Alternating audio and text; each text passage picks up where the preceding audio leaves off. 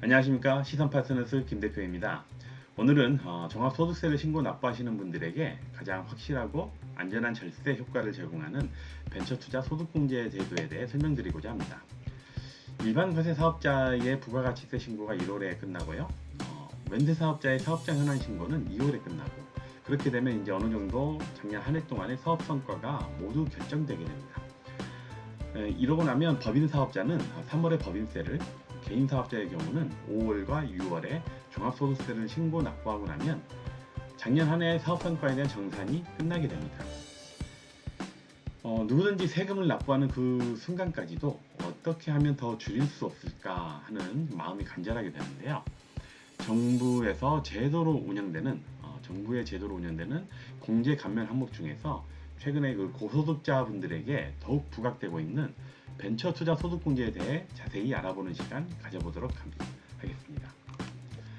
벤처 투자 소득 공제에 대한 설명을 시작하기 전에 소득세가 어떻게 결정되는지 그것에 대해 먼저 간단히 살펴보도록 하겠습니다.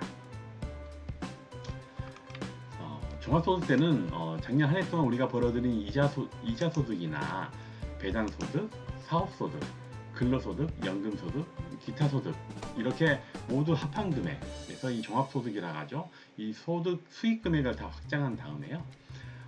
그러면 이 사업과 관련해서 사용한 비용이 있을 겁니다. 그렇게 되면 그 비용을 차감하고요.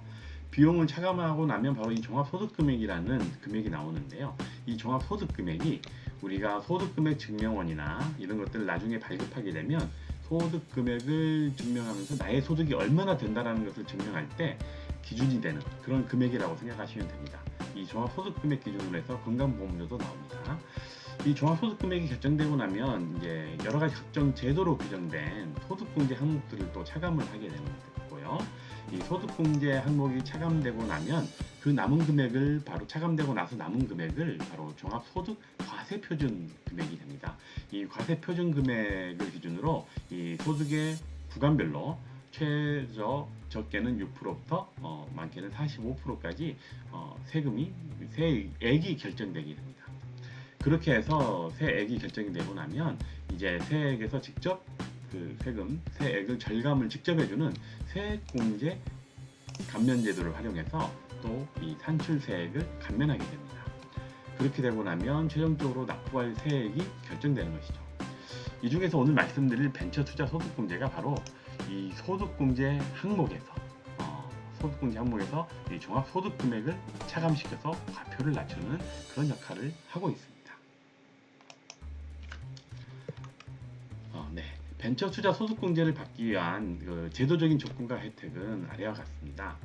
벤처투자 소득공제를 받기 위한 제도적 조건과 혜택은 조세특례제한법 제16조에 근거하고 있고요. 그 중에서 투자금액 대비 소득공제 한도가 높은 그 항목의 내용과 혜택은 다음과 같습니다. 먼저 개인이 벤처기업 등에 직접 투자하시는 경우가 있을 거고요. 또는 이제 개인 투자조합을 통해서 벤처기업 등에 투자하는 경우가 있을 겁니다. 그리고 와디즈 같은 온라인 소액 투자 중개 방법을 통해서 벤처기업 등에 투자하는 방법도 있고요. 이렇게 해서 투자한 금액이 3천만 원까지는 이 전체 투자 금액의 100%를 소득공제를 적용해서 소득에서 100%를 빼드리고 있고요. 그리고 3천만 원에서 5천만 원까지는 이 해당되는 금액을 70%, 3천만 원에서 5천만 원까지에 해당되는 금액의 70%를 적용하고 있습니다. 그리고 5천만 원을 이제 초과하는 금액은 이제 그 이상은 금액 상관없이 30%를 적용하고 있습니다. 물론 그렇다고 해서 모든 금액이 무한정 적용되는 건 아니고요. 소득공제의 한도가 있는데 이 벤처투자 소득공제의 전체 해당되는 소득공제에 가는 금액은 아까 그 산출구제 말씀드렸던 종합소득금액 총 수입에서 비용을 차감하면 나오는 종합소득금액의 50%, 그 50%까지가 한도고요. 그리고 그렇게 해서 나온 세금이 최저한세라고 하는데 우리 개인 사업자의 경우 같은 경우는 이제 최저한세가 적용이 돼서 무한정 내려오진 않지만 그래도 어느 정도 반영을 해서 감안하더라도 꽤 큰 금액의 소득공제를 받으실 수가 있습니다. 자, 예를 들어서 벤처기업에 3천만 원을 투자하시게 되면, 물론 투자 조건은 3년을 유지하는 게 조건입니다.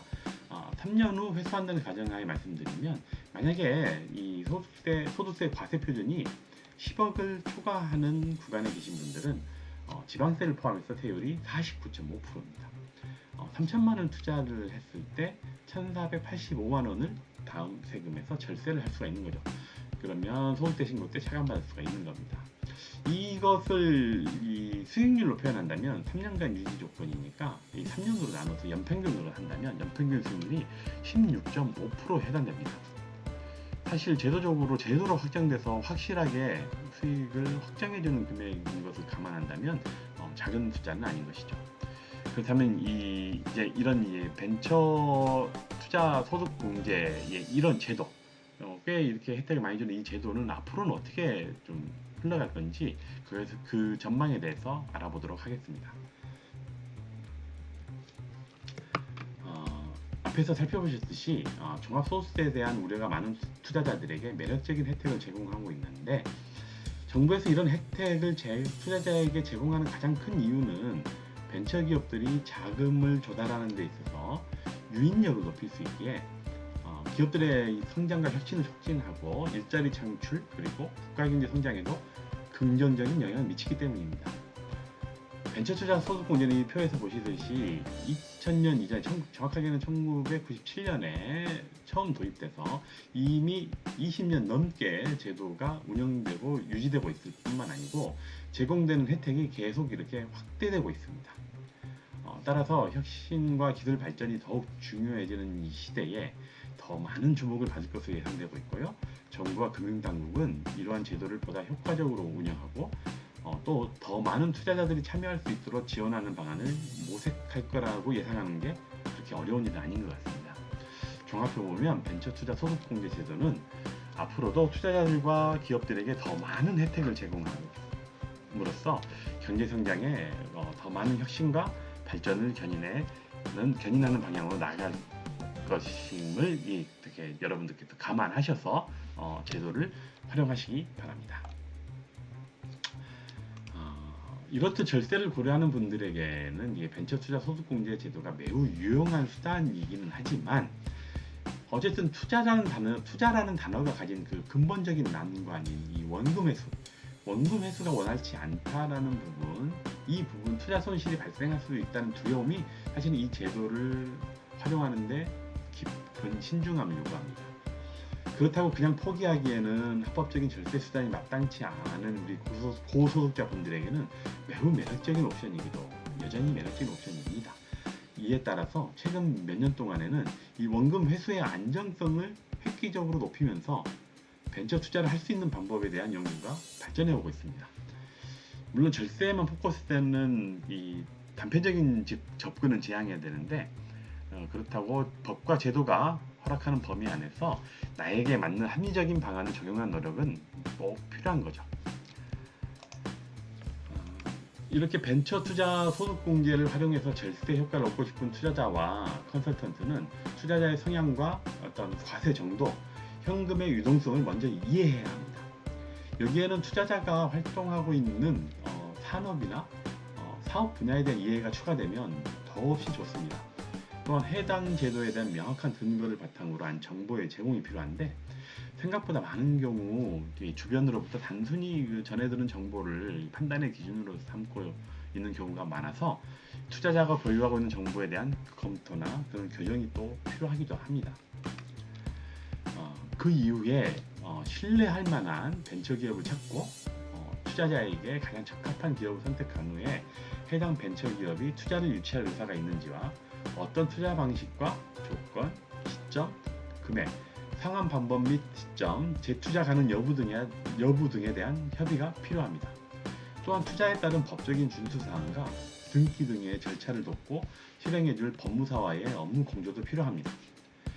절차와 투자 시기, 재반 비용 등에 대한 그 협상이 완료되면 투자 실행, 등기 완료, 투자 확인서 발급 및 전달, 소득공제를 받기 원하는 과세년도에 대한 담당 세무사 등의 세무 전문가와의 어떤 투자자가 논의할 수 있도록 이 가이드되고 확실한 마무리 실행이 되어야 됩니다. 투자 절차 완료 후에도 사실 투자 기간 동안 투자의 안정성이나 약속한 투자 수익은 어떻게 실현되고 상환할 것인지에 대한 논의와 사후 관리도 필요합니다. 당연히 다양한 변수가 있을 수도 있고요. 벤처기업 인증을 유지하지 못할 수도 있기 때문에 이 벤처기업 확인 제도에 대한 제대로 된 이해도 필요합니다. 단순히 투자하고 소득 공제만 받으면 된다는 식의 접근은 투자자가 실제 보유한 투자 여력보다 적은 금액의 투자가 이루어질 수밖에 없게 돼서 절세 효과가 원하는 만큼 나오지 않고 미비할 수도 있고요. 투자 금액 상환 및 등기 말소 절차에 대한 이해가 부족하면 향후 등기 관리, 과태료 부과로 인해 머리가 아플 수도 있습니다. 이렇듯 제도 전반에 대한 종합적 이해와 검토 및 사후 관리가 이루어져야 이 벤처 투자 소득 공제를 제대로 활용할 수 있다는 점을 투자자 및 또 이것을 안내하는 컨설턴트 모두 인지하시기를 바랍니다. 지금까지 벤처 투자 소득 공제 제도와 관련해서 활용 방법 등에 대해 설명드렸습니다. 벤처기업 인증, 벤처기업에 대한 투자에 더 좋은 결과를 얻기 원하시면 시선 파트너즈와 함께 하시기 바랍니다. 투자자의 상황에 따라 적합한 벤처 투자 방법과 투자 대상 기업을 선정하는 기준에 대해서 도움이 필요한 투자자 또는 기업은 영상 설명에 기재된 내용을 참고하셔서 상담을 신청하여 주시기 바랍니다. 긴 시간 시청해 주셔서 감사합니다.